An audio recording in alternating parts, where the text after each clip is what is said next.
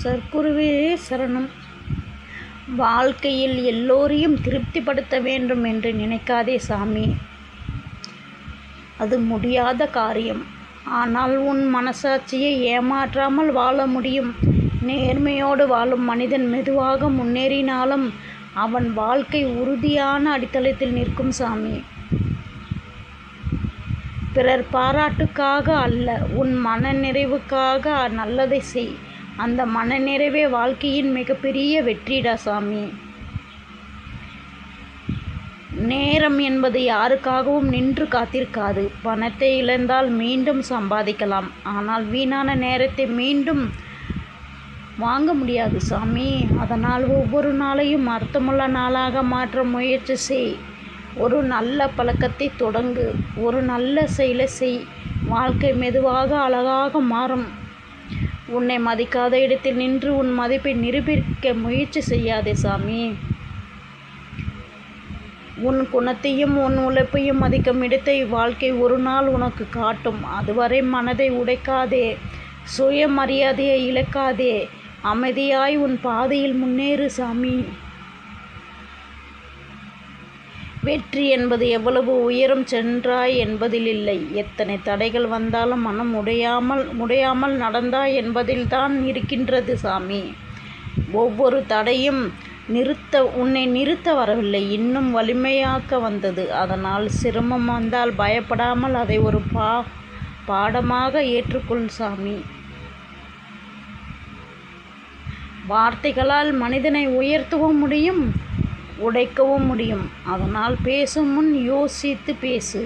கோபத்தில் பேசப்படும் ஒவ்வொரு வார்த்தையும் 1000 மன்னிப்பாலும் சரியாகாமல் போகலாம் சாமி. அன்புடன் பேசப்படும் ஒரு வார்த்தை பல வருட காயங்களையும் மாற்றிவிடும். உன் நாக்கை காப்பாற்றினால் பல உறவுகள் காப்பாற்றப்படுவார்கள்.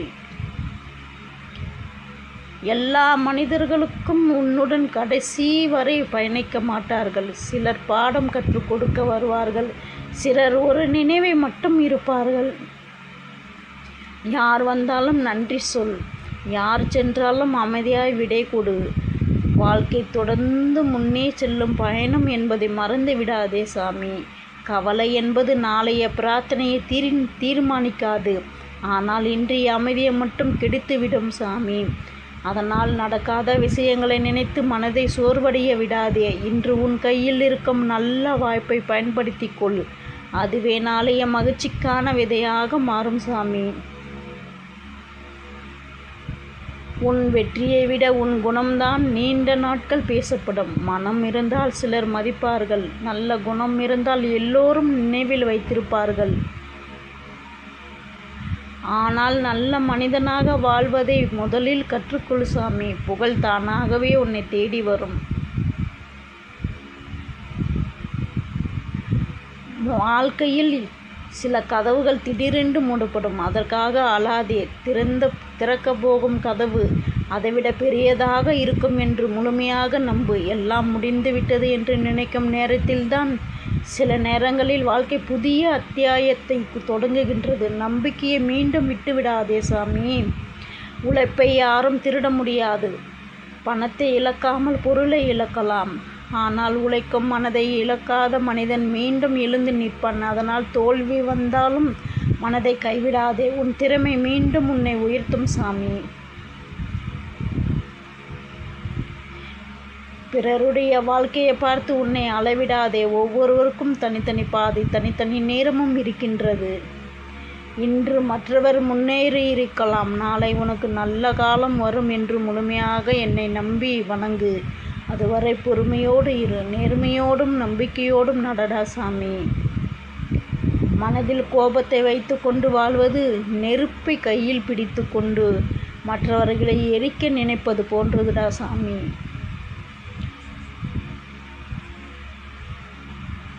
முதலில் காயப்படுவது நீதான். அதனால் மன்னிக்க கற்றுக்கொள். மன்னிப்பு என்பது பலவீனம் அல்ல, அது மன அமைதிக்கான கதவு.